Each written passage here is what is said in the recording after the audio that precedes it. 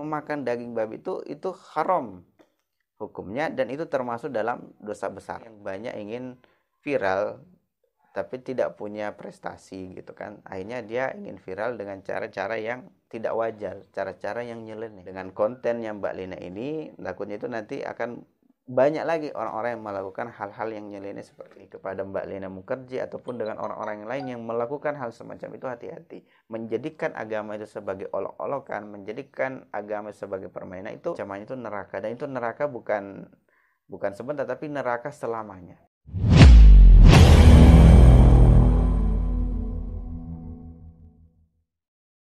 Assalamualaikum warahmatullahi wabarakatuh, teman-teman semua yang dirahmati Allah Subhanahu wa taala.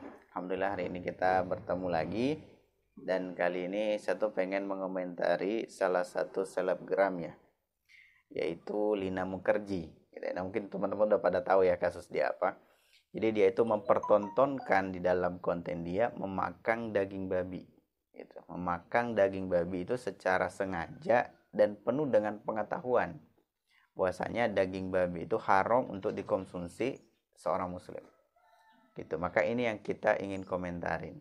Nah, kenapa kita komentarin ini? Karena bagi saya ini sudah termasuk di dalam kemungkaran, gitu ya. Kemungkaran yang dipertontonkan. Dan juga kita melihat bahwasanya kemungkaran ini seolah mengajak juga yang lain itu untuk melakukan seperti itu. Nah, maka ini kita penting untuk komentarin, gitu ya. Nah, ada kemarin yang saya lihat juga komentar gitu ya di YouTube, di Facebook itu mengatakan begini, bahwa kita nggak perlulah mengomentari Mbak Lina Mukherjee ini karena itu kan kelakuan dia gitu ya, itu dosa-dosa dia, dan itu dosa dia, hubungan dia dengan Allah gitu. Jadi kita nggak perlu komentarin. Nah, ini mungkin statement-statement seperti ini mungkin saya harus luruskan bahwa dosa yang seperti itu, dosa yang istilahnya itu terkait dengan urusan dia dengan Allah saja gitu, itu sebetulnya itu terkait dengan dosa yang terprivasi gitu. Jadi dosa yang mungkin hanya diketahui oleh dia dan Allah saja gitu. Maka dosa yang seperti ini yang nggak perlu kita korek-korek gitu ya, nggak perlu kita ungkit-ungkit atau kita maksa misalnya Lina Mukherjee untuk menjelaskan itu nggak perlu, karena itu termasuk dalam suatu aib yang Allah sudah tutupi gitu. Nah, jadi begitu. Jadi itu terkait dengan dosa yang terprivasi. Tapi kalau dosa itu, kalau misalnya kasusnya Mbak Lina Mukherjee ini beda gitu. Jadi dia itu melakukan suatu keharaman, melakukan suatu dosa yang mana dosa ini dia tuh pertontonkan gitu. Dia pertontonkan, terus dia jadikan itu sebagai konten. Nah, gitu. Akhirnya disaksikan oleh halayak rame gitu kan.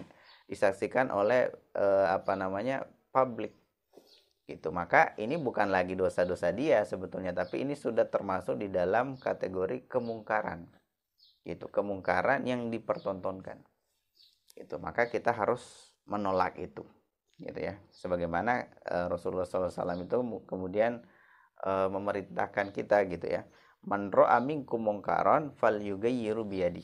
Ketika kalian itu melihat suatu kemungkaran gitu ya, maka cegahlah dengan tanganmu gitu. Fa illam yastati, tapi jika tidak mampu maka cegahlah dengan lisanmu gitu. Fabilisani gitu kan. Jika kalian tidak mampu, fa illam yastati fa biqalbi, maka cegahlah dengan hatimu. Itulah selama-lamanya iman gitu. Maka konten kali ini yang saya buat ini sebenarnya ada salah satu bentuk kita gitu ya, untuk kemudian mencoba untuk mencegah gitu ya kemungkaran ini gitu.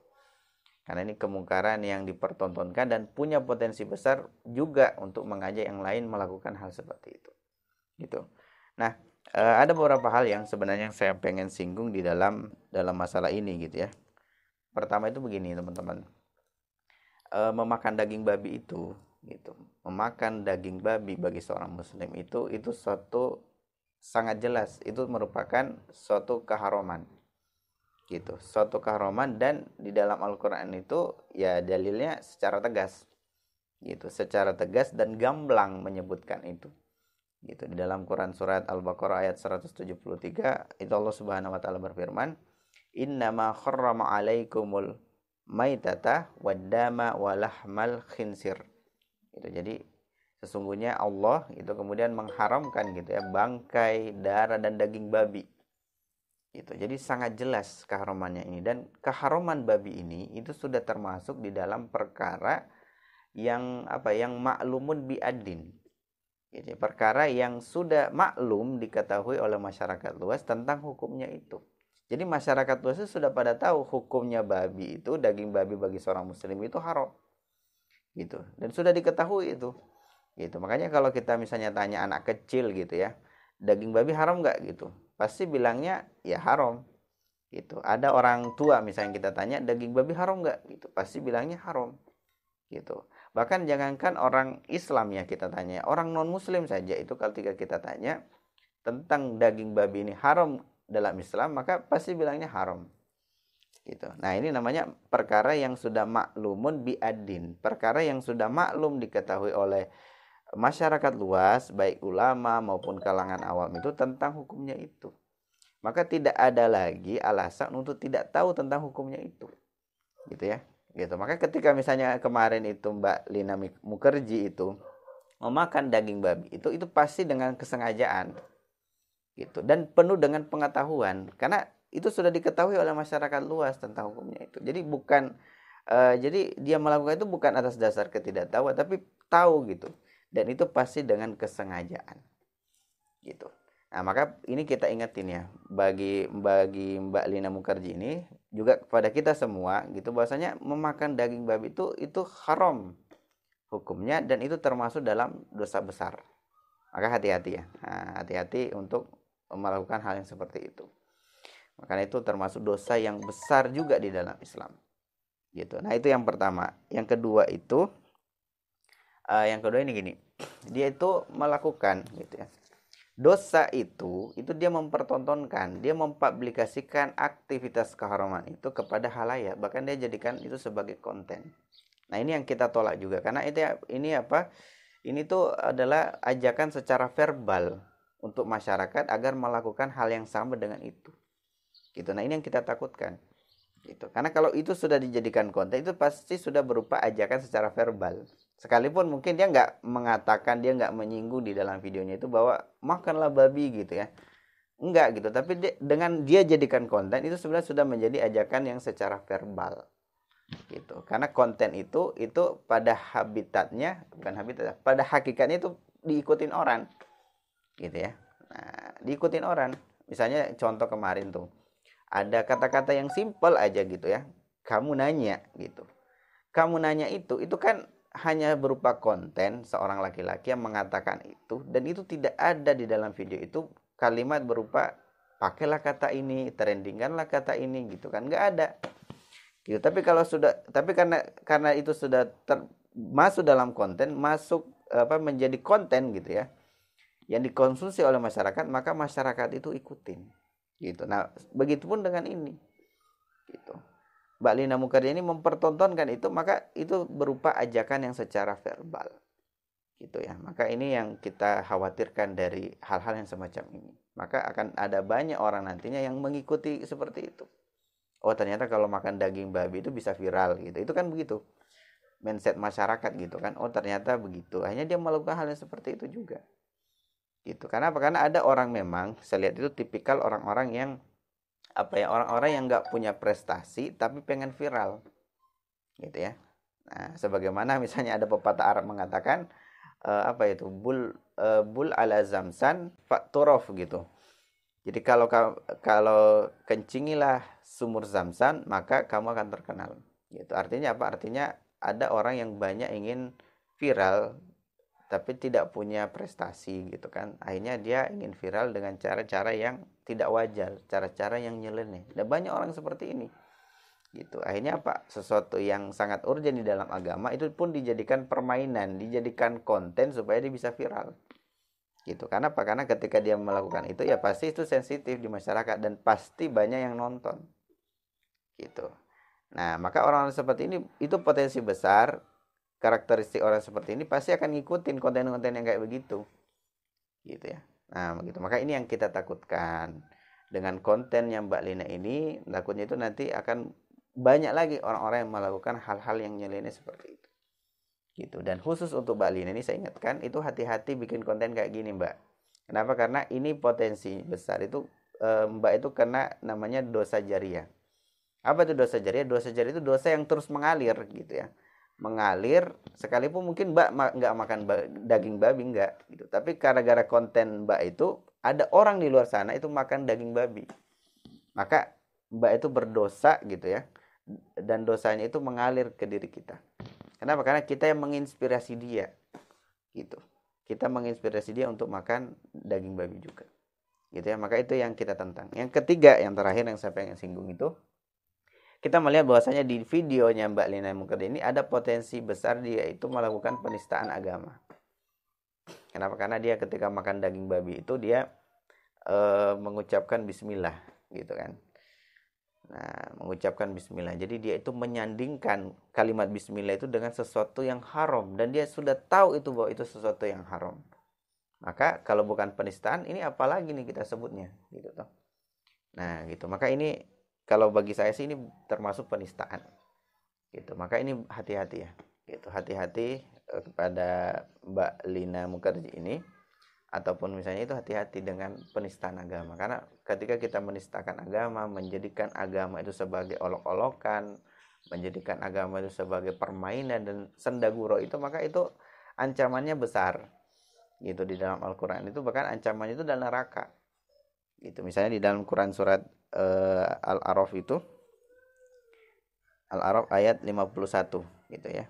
Allah Subhanahu wa taala itu berfirman gitu, allati takhatu dinahum lahwa wa la'iban wa gharrathumul hayatud dunya fal yauma nafsahum.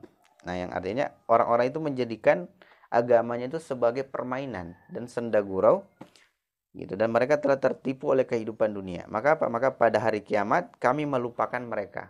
Fal yauma nafsahum. Gitu. Nah, fal yauma nafsahum itu ini yang menarik itu dalam tafsir Subdatut Tafsir min Fathil Qadir. Itu saya Dr. Muhammad Sulaiman Al-Asqar itu kemudian menafsirkan kalimat fal yauma nafsahum itu di akhir hari kiamat nanti itu mereka dilupakan itu dengan mereka akan ditempatkan di neraka itu selamanya. Gitu. Jadi jangan main-main menjadikan agama itu sebagai permainan, itu ancamannya itu neraka. Gitu ya. Maka kita ingetin ini kepada Mbak Lina Mukardi ataupun dengan orang-orang yang lain yang melakukan hal semacam itu, hati-hati.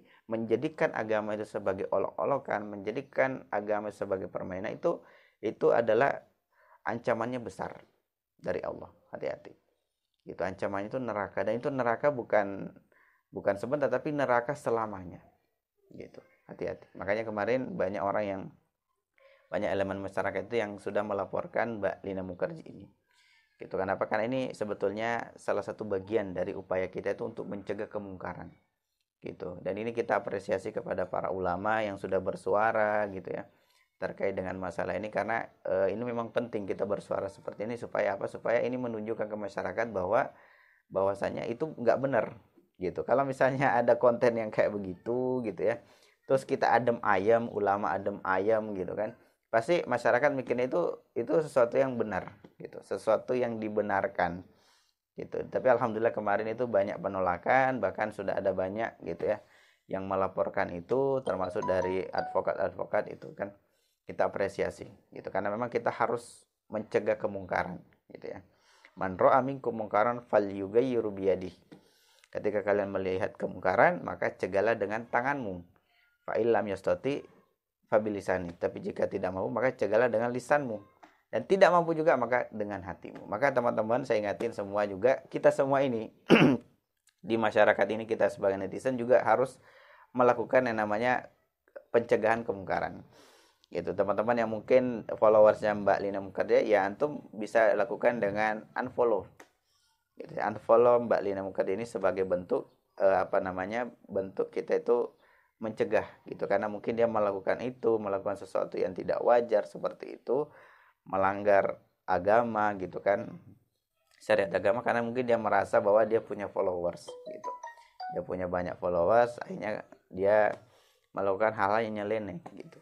Maka ya kalau kita followersnya unfollow gitu ya, atau kita bisa ingetin di kolom komentar itu, mudah-mudahan Mbak Lina ini membacanya, ingetin itu perkara ini perkara yang tidak benar gitu, dan dosanya itu besar gitu, hati-hati. gitu ya. Dan terakhir ini saya sampaikan kepada Mbak Lina Mukardi ya, bahwa jangan menganggap kita mengomentari begini kita benci sama Mbak Lina. Enggak, sebetulnya ini adalah salah satu bentuk dari rasa kasih sayang kita sebagai seorang muslim kepada muslim yang lain. Gitu, yaitu dengan saling mengingatkan. Gitu ya, saling mengingatkan, saling beramar ma'ruf. Nah, itulah namanya salah satu bentuk di dalam satu bentuk kasih sayang. Gitu ya, karena kita masih bisa saling mengingatkan. Mungkin itu sedikit dari saya, komentar dari saya, mudah-mudahan bermanfaat. Demikian, assalamualaikum warahmatullahi wabarakatuh.